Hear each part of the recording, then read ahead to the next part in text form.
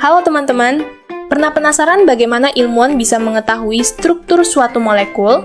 Yuk, kita belajar mengenal spektroskopi NMR, salah satu teknik canggih dalam kimia untuk mengungkap rahasia molekul. Pengertian spektroskopi NMR: spektroskopi adalah ilmu yang mempelajari materi dan atributnya berdasarkan cahaya, suara, atau partikel yang dipancarkan, diserap, atau dipantulkan. Spektroskopi NMR merupakan salah satu jenis spektroskopi frekuensi radio yang didasarkan pada medan magnet yang berasal dari spin inti atom yang bermuatan listrik. 1. Prinsip dasar NMR. Prinsip dasar NMR ada 5, yaitu panah yang mengarah ke atas menunjukkan bahwa inti atom memiliki sifat spin inti nuklear spin. Spin merupakan gerakan intrinsik inti atom yang menyebabkan inti memiliki momen magnetik sehingga bertindak seperti magnet kecil. Tanda plus di tengah bola menunjukkan bahwa inti atom mengandung proton yang bermuatan positif. Muatan dan spin inti menghasilkan medan magnet kecil di sekitar inti atom. Garis melingkar dengan panah di sekitar inti menggambarkan gerakan presesi, yaitu gerakan seperti gasing yang berputar ketika berada dalam medan magnet eksternal B0. Dalam instrumen NMR, inti tidak hanya berputar, tetapi juga berpresesi mengelilingi arah medan magnet. Panah vertikal yang mengarah ke atas menunjukkan medan magnet eksternal B0 yang dihasilkan oleh magnet superkonduktor pada instrumen NMR. Ketika sampel ditempatkan dalam medan magnet ini, inti atom yang memiliki spin akan berorientasi terhadap arah medan magnet. Pada sisi kiri gambar, ditunjukkan inti atom yang sejajar dengan medan magnet B0. Arah spin inti sama dengan arah medan magnet. Keadaan ini memiliki energi lebih rendah, ground state. Karena lebih stabil, jumlah inti yang berada pada keadaan ini lebih banyak. Pada sisi tengah gambar, ditunjukkan inti atom yang berlawanan arah dengan medan magnet B0. Arah spin inti berlawanan dengan arah medan magnet. Keadaan ini memiliki energi lebih tinggi, excited state. Keadaan ini kurang stabil sehingga jumlah intinya lebih sedikit. Diagram di sebelah kanan menunjukkan dua tingkat energi yang dimiliki inti atom. E rendah biru dengan keadaan sejajar dengan medan magnet. E tinggi merah dengan keadaan berlawanan dengan medan magnet. Delta E adalah selisih energi antara kedua keadaan tersebut. Semakin kuat medan magnet B0, semakin besar nilai delta E. Sebelum diberikan energi radiofrekuensi, sebagian besar inti atom berada pada tingkat energi rendah, E rendah, yang ditunjukkan oleh garis biru di bagian bawah gambar. Keadaan ini terjadi karena inti atom cenderung menyesuaikan diri dengan medan magnet eksternal B0, sehingga menjadi keadaan yang paling stabil. Pada bagian atas gambar, terdapat simbol gelombang yang menunjukkan gelombang radio RF dengan frekuensi V000. Gelombang radio ini dipancarkan oleh RF transmitter dan diarahkan ke sampel. Energi RF yang diberikan harus tepat sama dengan selisih energi antara tingkat energi rendah dan tingkat energi tinggi delta E. Garis merah di bagian atas menunjukkan tingkat energi tinggi, excited state. Setelah menyerap energi dari gelombang radio RF, inti atom berpindah dari tingkat energi rendah ke tingkat energi tinggi. Keadaan ini bersifat tidak stabil karena inti atom cenderung kembali ke keadaan yang lebih stabil. Panah putus-putus yang mengarah ke bawah menunjukkan proses relaksasi, yaitu perpindahan inti atom dari tingkat energi tinggi menuju tingkat energi rendah. Relaksasi terjadi secara alami setelah sumber energi RF dihentikan. Saat inti atom kembali ke keadaan energi rendah, energi yang sebelumnya diserap tidak hilang begitu saja, tetapi dilepaskan kembali dalam bentuk sinyal elektromagnetik. Pada gambar, pelepasan energi ditunjukkan oleh panah ungu ke bawah, gelombang berwarna oranye. Energi inilah yang nantinya dideteksi oleh receiver pada instrumen NMR. Sinyal yang dilepaskan selama relaksasi akan ditangkap oleh kumparan penerima receiver coil. Jenis relaksasi. Bagian kiri gambar menunjukkan receiver coil kumparan penerima. Fungsi receiver. menangkap sinyal elektromagnetik yang dilepaskan oleh inti atom selama proses relaksasi, mengubah sinyal tersebut menjadi sinyal listrik yang dapat diproses oleh komputer, menjadi penghubung antara sampel dan sistem pengolah data. Bagian kanan gambar menunjukkan hasil akhir berupa spektrum NMR.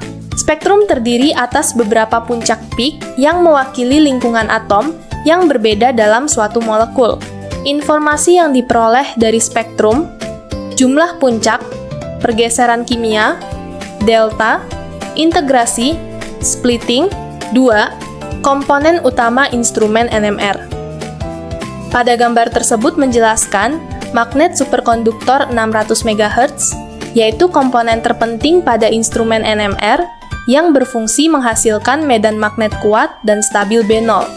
Semakin tinggi frekuensi magnet, misalnya 600 MHz, semakin baik sensitivitas dan resolusi spektrum yang diperoleh. Pada gambar tersebut menjelaskan probe NMR, yaitu komponen penting yang berada di pusat magnet superkonduktor dan berfungsi sebagai tempat sampel, pemancar pulsa radiofrekuensi (RF), serta penerima sinyal NMR.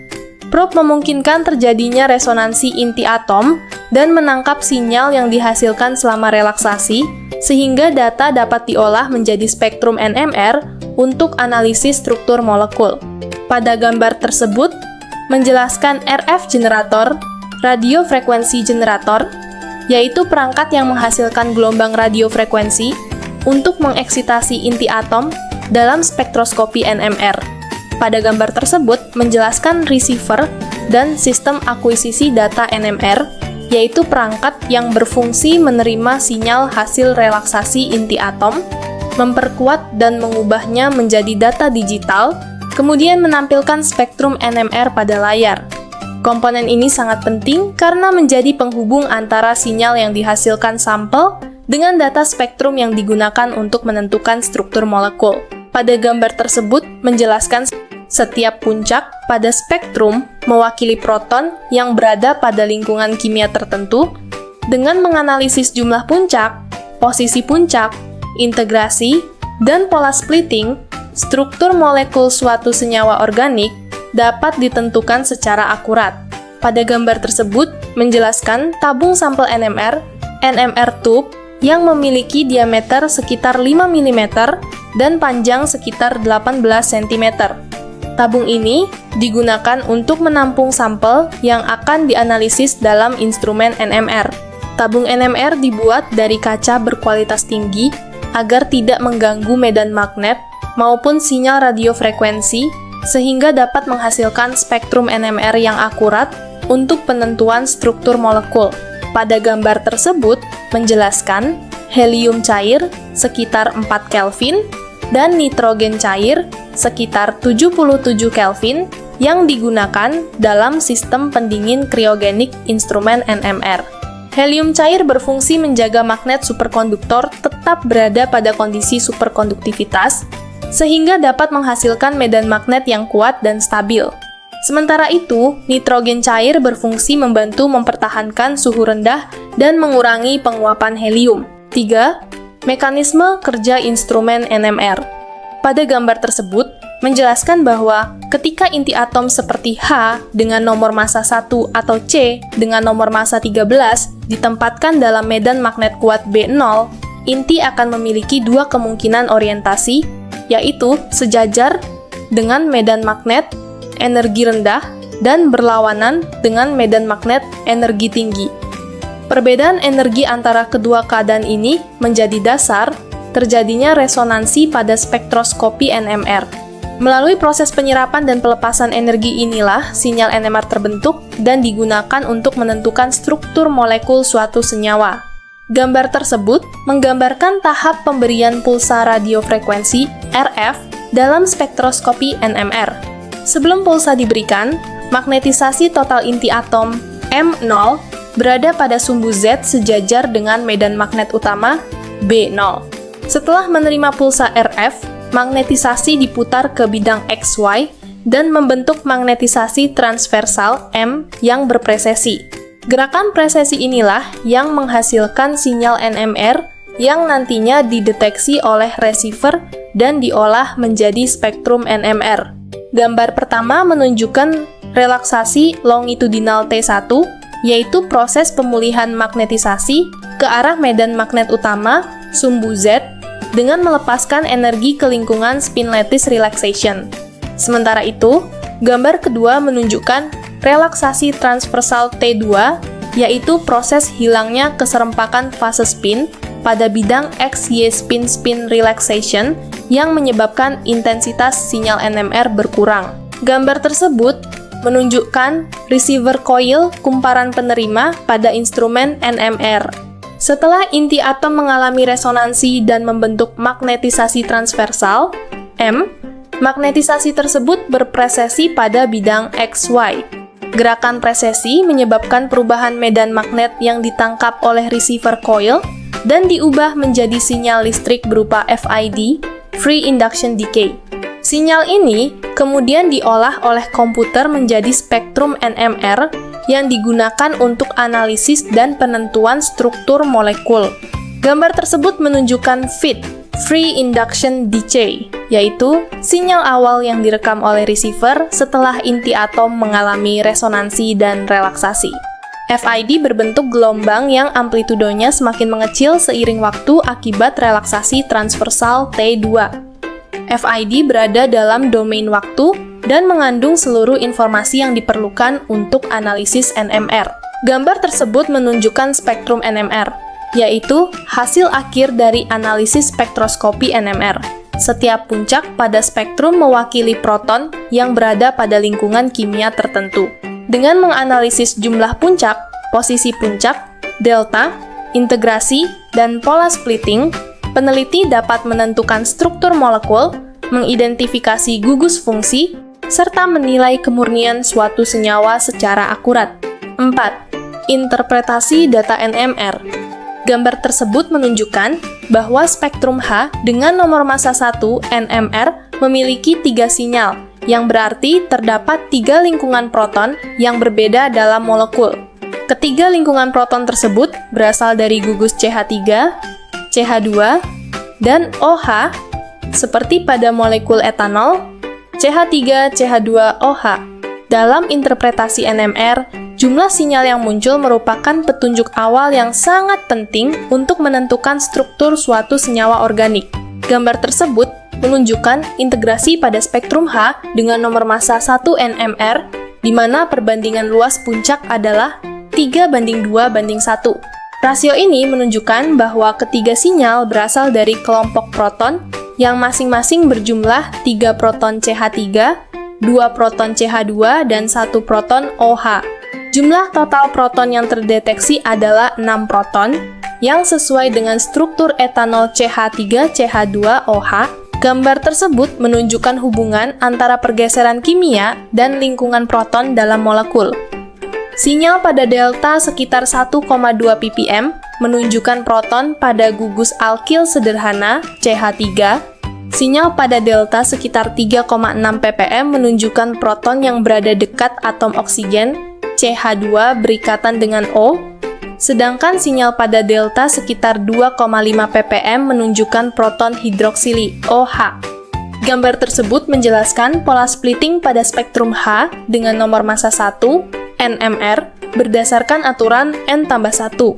Gugus CH3 yang bertetangga dengan 2 proton, CH2, menghasilkan triplet, sedangkan gugus CH2 yang bertetangga dengan 3 proton, CH3, menghasilkan kuartet. Sementara itu, proton OH biasanya muncul sebagai singlet karena mengalami pertukaran proton yang cepat, proton exchange. Analisis pola splitting sangat penting dalam menentukan jumlah proton tetangga dan menyusun struktur molekul suatu senyawa organik. Gambar tersebut menunjukkan proses identifikasi struktur molekul menggunakan data spektrum H dengan nomor massa 1 NMR. Berdasarkan jumlah sinyal, 3 sinyal, rasio integrasi 3:2:1, pola splitting triplet dan kuartet, serta nilai pergeseran kimia, delta 3,6 ppm, dan delta 2-5 ppm, dapat bahwa senyawa yang dianalisis adalah etanol CH3 CH2OH. Contoh ini menunjukkan bagaimana spektroskopi NMR digunakan untuk menentukan struktur molekul secara akurat melalui analisis lingkungan proton dalam suatu senyawa organik. 5. Aplikasi NMR. 1. Penentuan struktur senyawa organik. Penentuan struktur senyawa organik dalam NMR digunakan untuk 1. Menentukan struktur molekul senyawa organik. 2. Mengidentifikasi gugus fungsi dalam molekul. 3. Menentukan posisi atom dalam rantai karbon. 4. Membedakan senyawa yang memiliki rumus molekul sama tetapi struktur berbeda atau isomer. 5. Memastikan hasil sintesis senyawa organik. 2. Analisis metabolit. Analisis metabolit dalam NMR digunakan untuk 1. Mengidentifikasi metabolit dalam sampel biologis. 2. Mengukur konsentrasi metabolit. 3. Menemukan biomarker penyakit. 4. Memantau respons terapi dan obat. 5. Mempelajari perubahan metabolisme tubuh. 3. Kontrol kualitas industri farmasi. Kontrol kualitas industri farmasi dalam NMR digunakan untuk 1. Mengidentifikasi bahan baku obat. 2. Memastikan struktur zat aktif obat. 3. Menguji kemurnian produk farmasi. 4. Mendeteksi kontaminan atau impunitas. 5. Memantau stabilitas obat selama penyimpanan. 6. Menjamin konsistensi kualitas produk sebelum dipasarkan. Kesimpulan, spektroskopi NMR merupakan metode analisis yang sangat akurat untuk menentukan struktur molekul berdasarkan perilaku inti atom dalam medan magnet dan gelombang radio. Dengan kemampuan memberikan informasi mengenai lingkungan atom, jumlah proton, hubungan antar atom, serta struktur senyawa secara rinci, NMR menjadi salah satu teknik karakterisasi paling penting dalam penelitian ilmiah, industri farmasi, bioteknologi, dan kimia modern. Sekian penjelasan mengenai spektroskopi NMR. Terima kasih atas perhatiannya.